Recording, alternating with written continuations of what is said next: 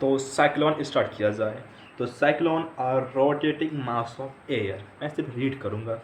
They are large powerful storm that form over warm ocean waters with strong wind and heavy rain. Formation of cyclone. Cyclone form when warm, moist air rises over the ocean. As the air rises, it creates low pressure and cools air rushes in to replace it. The earth rotation causes the air to spin and the storm grows stronger.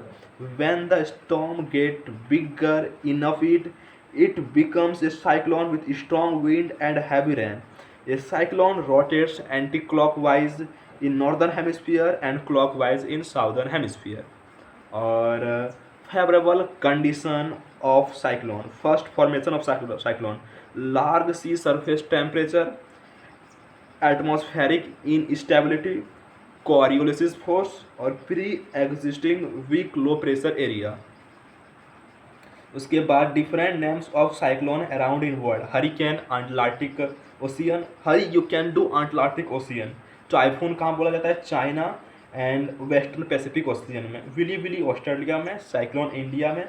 और during cyclone cumulonimbus cloud are formed with extensive vertical development. And दो प्रकार का होता है, एक होता है tropical, एक होता है टेम्परेंट। ट्रॉपिकल सिर्फ सी में बनता है और टेम्परेंट सी और लैंड दोनों में बनता है। ट्रॉपिकल का क्या होता है जानते हो? ट्रॉपिकल बड़ा ही डिस्ट्रक्शन होता है, कम एरिया करता है लेकिन बड़ा ही डिस्ट्रक्शन होता है। टेम्परेंट लार्ज एरिया कवर करता है लेकिन लेस डिस्ट्रक्ट करता है। और ये बहुत ही डिस्ट्रक्शन करता है तो रेयरली ही होता है। और ये ईस्ट से वेस्ट सूरज के डायरेक्शन में चलता है, ठीक है।